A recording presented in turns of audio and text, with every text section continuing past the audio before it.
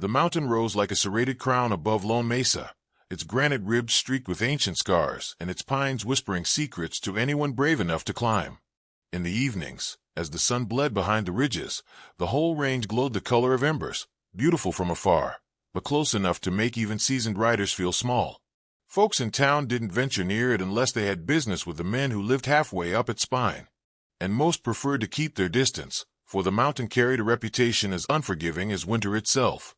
Yet for the Crow family, it was home. Elias Crow moved through that wild terrain with the familiarity of a man whose boots had known every trail since childhood. His shoulders were broad from years of carrying traps, and his silence carried a gravity that made people instinctively lower their voices. In town, he sold pelts, traded quietly, nodded politely, and returned to the high country without lingering. To the untrained eye, he was nothing more than a solitary trapper, a man carved from the wilderness itself. But beneath the weathered exterior lived a past he'd buried deeper than any treasure, one that involved dusty forts, coded dispatches, and days spent tracking killers through sunburned deserts on behalf of a government that preferred to forget its debts. The few men who sensed something dangerous in him were the ones who paid attention to the details, the way Elias moved with absolute economy, how he never left his back exposed in a saloon, and how his eyes measured distance like he was always calculating a shot. Still, he had stepped out of that life long ago, trading bloodshed for the quiet rhythm of the mountains. His wife, Mara, shared that rhythm. She was a woman with a steady gaze and the kind of intuition that made animals calm in her presence. Her hair, dark as river stones, fell in loose waves around a face that rarely betrayed fear. Years beside Elias had made her perceptive in ways most frontier women were not. A snapped twig, a sudden shift in wind, the strange stillness before a storm. Mara noticed everything long before trouble appeared. And she carried herself with a quiet strength that suggested she had weathered more than the cold mountain nights. Their son, Asher, stood at the cusp between boyhood and manhood. Barely 15, he wielded a bow with a confidence Elias had never taught him. He simply possessed it, as if the mountain itself had shaped his hands. He could strike a pine cone from 50 paces, split a knot on a log, and track a deer's faint prints across frozen earth. The world might have seen a child, but the mountain saw a young hunter growing into his legacy. Juniper, the youngest, had a spirit as restless as the wind in the canyon. Barely 12, she ran the trails barefoot for half a summer, learning every ridge and ravine until she could find her way home in moonless dark. When she laughed, the sound bounced off cliffs like a bird's cry. When she grew still, even the forest seemed to listen. Men twice her age didn't know the terrain half as well as she did. She was the mountain's daughter, quick, perceptive, and fearless. Together, the Crows lived a life removed from the world's noise, where mornings smelled of pine resin and nights hummed with the lullaby of distant wolves. Life was simple, honest, and quiet. But quiet never lasts long in the West. It began with a rumor whispered in a smoke-choked saloon where outlaws nursed cheap whiskey and cheaper ambitions. Someone claimed Elias Crow had stumbled upon a vein of gold in the cliffs above Lone Mesa. Another swore he'd seen Elias carrying heavy sacks toward the high trails. The tales twisted, growing wilder with each retelling. A cavern filled with ore, a treasure buried beneath an old pine, a stash left by bandits decades ago. The mountain's silence made the story believable, and greed did the rest.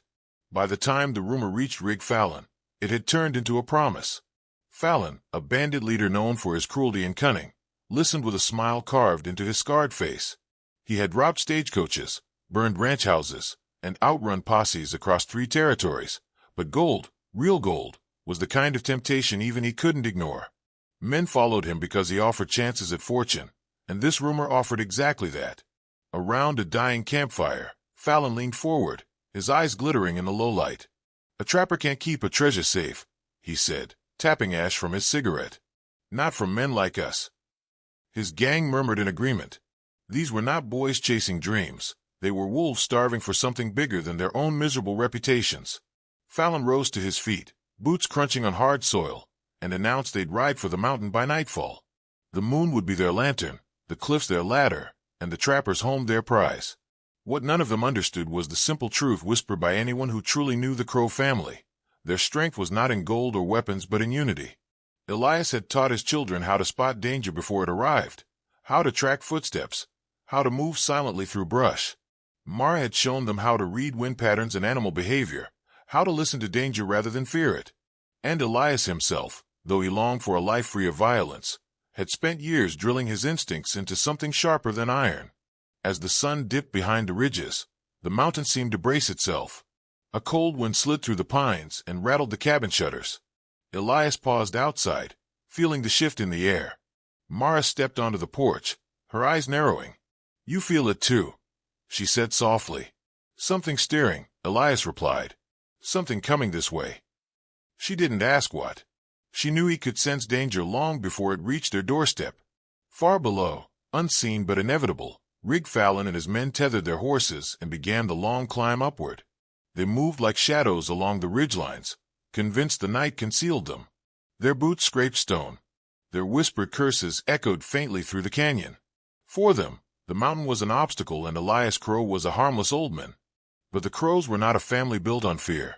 They were forged by wilderness, sharpened by silence, and bound by loyalty.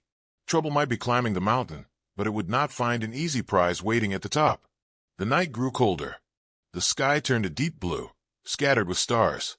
Elias stood still as a tree, watching the darkness below as if he could see straight through it. Mara closed her hand over his, sensing the tension he tried to hide. "Whatever's coming," she whispered, "we'll face it together." Elias looked at her, seeing the same fierce resolve that had once made him fall in love with her on a battlefield far from this quiet mountain life. He nodded once. "Together," he said. Somewhere deep in the forest, a single pine cone cracked under the weight of an approaching foot. It was a small sound, but enough for Elias to know the peaceful life they'd carved here had just been threatened by men who believed they were climbing toward treasure. They didn't know they were climbing toward war. Rig Fallon led his men up the first jagged stretch of the mountain with the swagger of someone who had never known fear, or at least never admitted to it. His boots chewed into loose shale, sending stones skittering down the slope in little avalanches. Behind him, 12 men followed, some eager, some doubtful, some already winded from the climb. But all of them clung to the same greedy hope, the trapper's supposed treasure buried somewhere above the tree line. "Old man won't give us trouble," Fallon muttered around a toothpick, brushing aside a branch that snagged his coat. "A trapper's no match for men like us." The others grinned, though their eyes flickered uneasily into the darkness ahead. The mountain swallowed sound in a way that made even their laughter feel thin. Mist drifted between towering pines like pale spirits searching for lost souls. A cold wind curled through the branches, carrying the distant cry of a hawk and something else, an unsettling hush that pressed into their ears like a warning. One outlaw spat over his shoulder. "Feels like this place is watching us." "Then stop looking scared," Fallon snapped, though he too felt the mountain's gaze. It was a wild place, shaped by storms and silence, and it tolerated trespassers the same way a wolf tolerates a hand near its kill. Still, gold was gold, and greed deafened them to the unease. Far above, on a ridge veiled in dusk, Asher Crow crouched behind a cluster of boulders. His breath fogged the crisp air as he squinted down into the darkening valley. A faint thread of smoke curled from the Outlaw campfire below, too low and too early for any traveler passing through. He tightened his fingers around the bough resting across his thighs. "Pa," he whispered, though Elias was not yet beside him. "They're here." Juniper was the first to reach their father. She came flying down the trail barefoot, her hair wild from the wind. "There's metal clinking in the canyon," she said breathlessly. "Not animals. Not traps. Men." Mara arrived moments later, kneeling beside a patch of disturbed earth near the cabin path. She brushed her fingertips over the length of a fresh boot print, her expression sharpening. "More than one," she murmured. "Heavy steps. Rushed. They're climbing fast." Elias listened to them all without speaking. The old instincts he had tried so hard to bury rose like embers stirred back into flame. He felt the weight of the land, the rhythm of the wind, the tremor of distant footsteps carried through the earth. His jaw clenched, not in fear but in recognition of what he knew was coming. He gathered his family by the fire pit, its low flame painting their faces with flickers of gold. "There are 12, maybe 13 of them," he said quietly. "They're not lost. They're not travelers. They're coming with purpose." Asher swallowed. "The treasure story." "Rumors have killed more men than bullets," Elias replied. "But greedy men believe what they want to believe." Juniper stepped closer, her voice soft but steady. "What do we do?" Elias studied the faces of the people he loved most in this world. Mara, resolute as stone. Asher, young but already shaped by the land. Juniper, fierce and sharp-eyed. They deserved peace, but peace had never been promised to anyone who lived in the West. I never told you everything about the life I left behind, Elias began slowly. I hunted men. Not because I wanted to, but because someone had to track the ones who slipped through the cracks of the law. It hardened me more than I liked, and when I met your ma, I hung up my rifle. Mara touched his arm gently. You didn't leave your skills behind. You left the killing. He nodded. But to protect this family, I may need to call on those skills again. Asher straightened, resolve tightening his posture. We're with you. Juniper lifted her chin. All of us. Pride swelled in Elias's chest, but fear too. Fear not of the outlaws, but of what danger might demand of his children. Still, he did not question their courage. The mountain had taught them well. Then listen carefully, Elias said. We use the land to our advantage. No direct fights unless forced. We guide them, watch them, decide how far they climb before we show our hand. Mara was already moving, gathering rope, lanterns, and the old signal mirror they once used for distant communication during storms. Asher counted his arrows. Juniper selected stones to roll down narrow ledges, stones that could turn a careless step into a broken leg. They spread through the terrain like shadows born from the mountain itself. Mara marked paths with discreet pine needle indicators only her family would notice. Asher climbed into the branches of a massive spruce, settling himself just below the canopy for a clear view of the canyon entrance. Juniper darted along the deer trails, silent as mist, dropping tiny pebbles at intervals to measure how quickly the bandits approached based on how soon she heard them scattered by boots. Elias walked the perimeter alone, his hands brushing old landmarks he hadn't needed in years. A fallen tree where he once tracked a fugitive for 2 days straight. A rocky outcrop where he had taught Asher to judge wind direction. Trails where wolves still moved in winter. Every inch of the land whispered to him, and he listened with reverence. Below them, the bandits continued their climb, though their bravado frayed with each step. Boss, one muttered, glancing over his shoulder. I swear there's something moving up there. Mountain cats, Fallon replied, but his voice lacked conviction. He wiped sweat from his brow though the air had grown colder, not warmer. Another man halted abruptly. You feel that?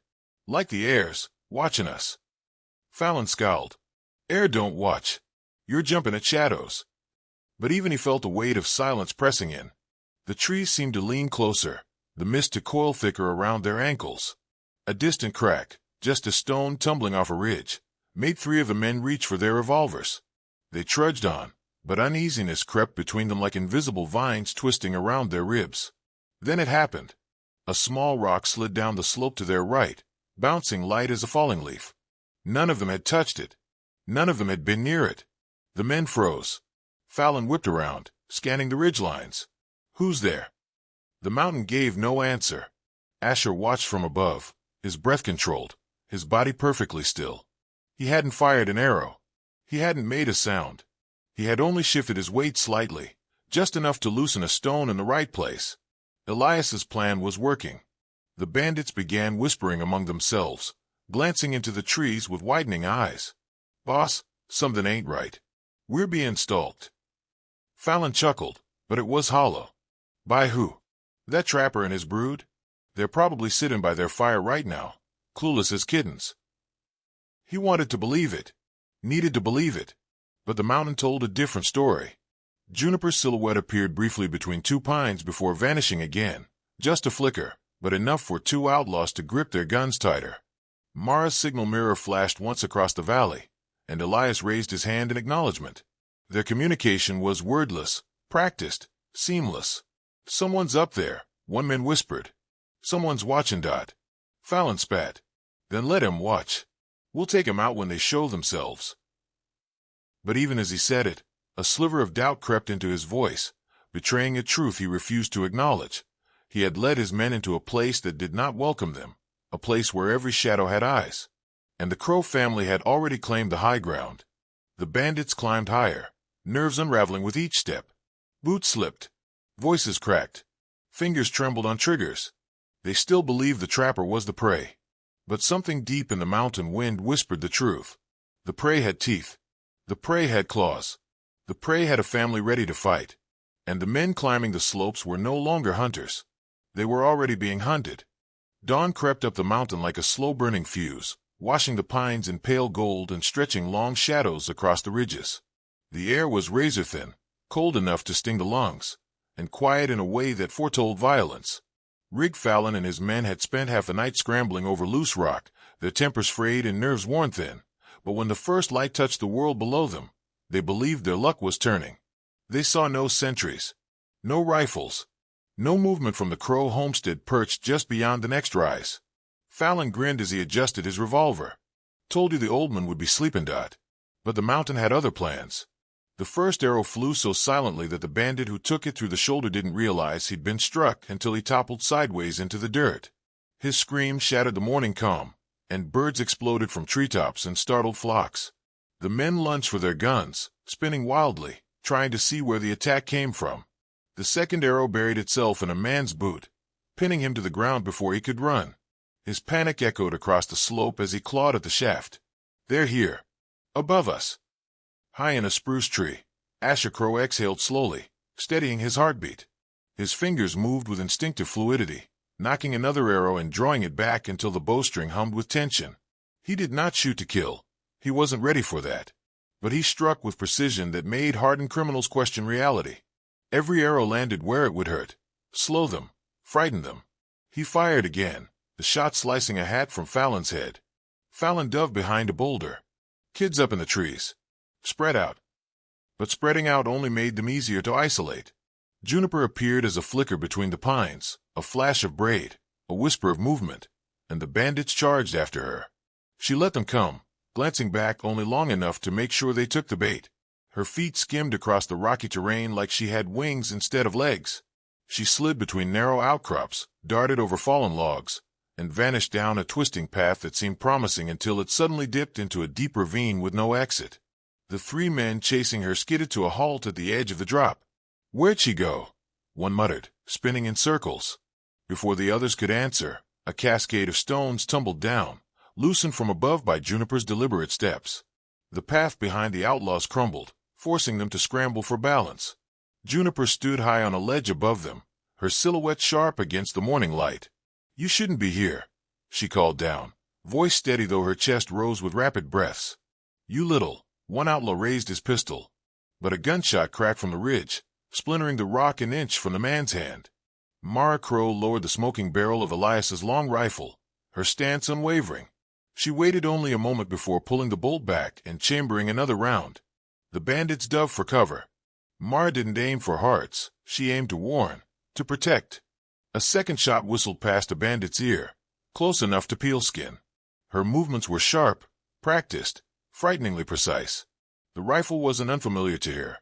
It was a memory rekindled from a time she seldom spoke of, a time she'd fought beside Elias in skirmishes that history had already forgotten. "Back to the main ridge," she murmured into the wind, voice full of a calm fury. "They don't get past this point." On the other side of the mountain, Fallon crawled from behind his boulder, white with fear and rage. He scanned the treetops until he spotted a slender figure perched high in the branches. Asher was reaching for another arrow when Fallon fired twice. Bark exploded near the boy's face. Asher nearly lost his footing, clinging desperately to the branch as splinters rained down. Elias's shout ripped across the mountain. "Asher! Drop!" The boy let go just as another bullet cut through the branch where his head had been. Asher fell, landing hard on the slope but rolling safely behind a granite outcrop. Fallon swore at his missed chance, but he had no time to celebrate. Elias Crow stepped out from the treeline with the quietness of a seasoned predator. The years peeled away from Elias in an instant. His posture straightened, his eyes sharpened, and the calm wilderness trapper vanished, replaced by the man he once was, the tracker who had hunted murderers across frontier territories, the shadow whose name had lived in campfire whispers. Fallon recognized him immediately. The blood drained from his face. No, that ain't possible. You're dead." "Not yet," Elias said, drawing his revolver. Fallon fired first. Elias moved with impossible speed, the bullet grazing his sleeve but sparing flesh. He advanced through dust and echo, every shot deliberate. Fallon stumbled backward, panic making his aim wild. Elsewhere, the outlaw trapped in the ravine tried to climb out, but Juniper rolled another stone down, nearly sending him tumbling. Mara's rifle cracked again, driving the others into deeper cover. Asher, bruised but unbroken, scrambled to a new vantage point and loosed 2 arrows in rapid succession, striking men who nearly reached Juniper's trail. The bandits were unraveling. Fear twisted their shouts into frantic pitches. Their formation collapsed. Their confidence was gone, swallowed by the mountain that refused to let them pass. Fallon tripped over a root and crashed into the earth. Elias closed the distance, revolver aimed squarely at the man's trembling chest. "Where's the gold?" Fallon gasped. We know your garden treasure. Tell me where it is." Elias stared at him with a mixture of incredulity and sorrow. "There is no treasure, Fallon. Never was." Fallon blinked, shaking his head as if trying to force sense into a world suddenly unrecognizable. No, you're lying. Men don't kill for nothing, Dot. I haven't killed you," Elias replied. "And I don't intend to, unless you force my hand." Fallon's voice cracked. "We climbed this cursed mountain, for a myth." Elias's silence was answer enough. The truth crushed Fallon more thoroughly than any bullet could. The gold had been a dream sown from desperation, for men who'd wasted their lives looking for shortcuts to fortune. Now they found themselves facing not a trapper with buried treasure, but a united family defending home and blood with the ferocity of a pack of wolves. A sharp cry echoed above them, Juniper slipping briefly on loose shale. A bandit seized a chance and lunged, grabbing her ankle, pulling her backward. She screamed. Asher's heart leapt into his throat. He sprinted toward her, drawing an arrow mid-run. But he was too far. Mara fired. The bullet struck the ground beside the outlaw's hand, spraying dirt into his eyes. He recoiled in shock, releasing Juniper. Asher reached her seconds later and pulled her safely away, breathless with relief. Elias didn't look back. He kept his revolver trained on Fallon, though his voice softened. "My family is my only treasure, Fallon. And you threatened them." Fallon wavered. His gun slipped from his fingers and tumbled down the slope. Around them, the remnants of his gang fled, some limping, some bleeding, all terrified. The mountain swallowed their retreating footsteps until only silence remained, broken only by the sound of wind threading through the pines. Elias lowered his revolver. Mara climbed down for her perch. Asher emerged from the brush with Juniper clutching his sleeve, her breath still shaking. They came together in the dawn light, bruised, scraped, exhausted, but whole. Fallon stared at them as if seeing a force of nature, untamed, unbreakable, bound not by gold but by love stronger than fear. He staggered to his feet and backed away, eyes wide with a realization that chilled him deeper than the mountain wind. "You're monsters," he whispered. Elias shook his head. "No, we're just a family that stands together." Fallon fled, disappearing into the trees after the others. The mountain lay quiet after the battle, its ridges washed in soft gold as the sun climbed higher. Smoke drifted from spent gunpowder, curling into the cold morning air like ghosts departing the battlefield. Most of the bandits had fled, bruised, broken, terrified, leaving only scattered tracks and blood-stained patches of earth behind them. But Rig Fallon was not finished. He hid within the timberline, breath trembling, one hand clamped over a wound on his arm. Pride and desperation burned through him hotter than the pain. He had led men into massacres, robbed stagecoaches in broad daylight, stood unfazed against posses, but he had never encountered a family like this. The idea gnawed at him, stinging his pride more than any bullet. He wiped sweat and blood from his face, cursing under his breath as he watched the Crow cabin through gaps in the trees. They were regrouping, bandaging wounds, checking ammunition, making ready for whatever came next. He saw Elias standing on the porch, quiet as stone, scanning the horizon with those cold eyes that seemed to see straight through wood and mist. For a moment, Fallon considered slinking away, letting the mountain bury this shame. But pride twisted his thoughts into something reckless. "I ain't leaving without my revenge," he hissed. "I ain't gonna be remembered as the man who lost to a trapper and his children." So he steadied himself, gripped his revolver, and began his final ascent toward the cabin. Every footstep was clumsy with exhaustion, but fury kept him upright. The pines whispered overhead, almost as if warning him back, but he pushed forward until he stood less than 50 yards from the porch. Elias saw him first. He didn't call out. He didn't raise his weapon. He simply inhaled deeply, as if he had been expecting this moment all along. Fallon staggered into the clearing, gun shaking in his hand, eyes wild. Behind Elias, Asher stepped beside his father with a bow drawn tight. Juniper appeared at the cabin's side, a rock in her hand ready to throw, her small frame coiled with fierce determination. Mara stood on the porch steps, Elias's old long rifle aligned with Fallon's chest. They surrounded him without a word. "Put the gun down, Fallon," Elias said, voice steady as bedrock. Fallon barked a laugh, though it cracked in the middle. "You think I'm scared of a family dinner circle? I've killed more men than you've skinned animals." Asher pulled the bowstring further. Juniper took one step closer. Mara's finger curled on the trigger. Elias raised a hand, signaling them to hold. "You've already lost," Elias said. "Don't force this into something worse than it has to be." Fallon's eyes flickered from one family member to the next. Their stances, their balance, their fearlessness, it didn't add up. No simple mountain family moved like this. No children should know how to stand like fighters. And no woman should handle a long rifle with the precision of a seasoned marksman. Then Fallon looked at Elias again.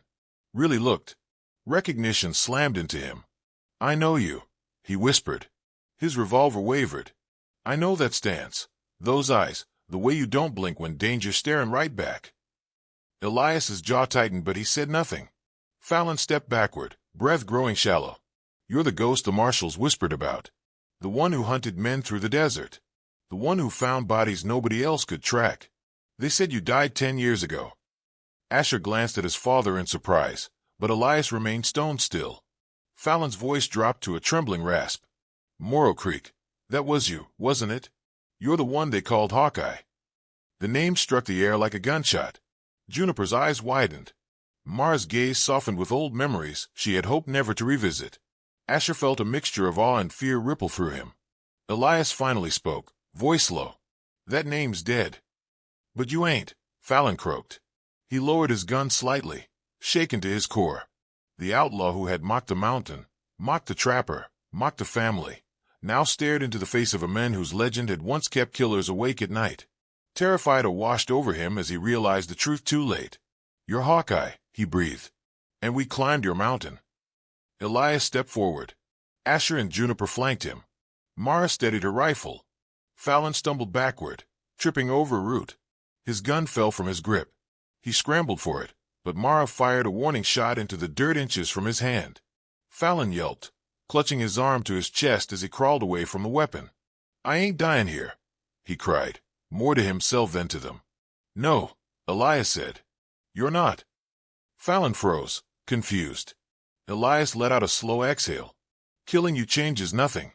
Leaving you alive lets the world know exactly what happens when men like you come for my family." Fallon stared at him, trembling. He saw no mercy in Elias's expression, only conviction, unflinching and immovable. It was worse than fury. It was the judgment of a man who had seen too much blood and refused to spill more unless forced. "Run," Elias said quietly. Fallon scrambled to his feet, stumbling across the clearing like a drunk man chased by shadows. He didn't dare look back. He didn't dare breathe until he reached the tree-line. When he disappeared into the forest, the wind swallowed him, his panic echoing faintly as he fled down the mountain toward whatever life he had left. Silence returned, deep and overwhelming. Mara lowered her rifle first. Asher loosened his grip on the bow. Juniper dropped the stone she'd been ready to throw, letting it roll into the grass. Elias finally allowed his shoulders to sink with the exhaustion he'd held at bay. They were alive. Gathered in the clearing, bruised but together, they took a moment to breathe. Elias knelt beside Asher, checking the scrape on his arm. Juniper wrapped gauze around Mara's shoulder where Rikiel had bruised her skin. The family moved wordlessly, their unity quiet but unbreakable. When the immediate danger passed, Elias led them to the ridge where they lit a signal fire, thick smoke rising like a warning to any who might wander close. It wasn't a plea for help. It was a declaration. The crows were not prey. The flames burned throughout the morning, crackling like a voice carried on the wind. As it rose, the mountain finally felt at peace again. In the days that followed, townsfolk whispered of the battle on Creeping Pine Ridge. They spoke of outlaws limping into saloons with stories too wild to believe. Stories of a family that fought like a regiment, of children who struck with the precision of scouts, of a woman whose rifle sang with deadly grace, and of a man whose name they dared not speak aloud. A man thought dead. A man who had chosen peace over fame, family over violence. Some folks called it rumor. Others swore it was gospel truth. But as weeks passed, a new legend took root in those rugged hills, the tale of the crows, the family who faced a gang alone and sent them running into the dark. And high on the mountain, as the wind rustled through the pines, the land seemed to whisper their story to anyone willing to listen.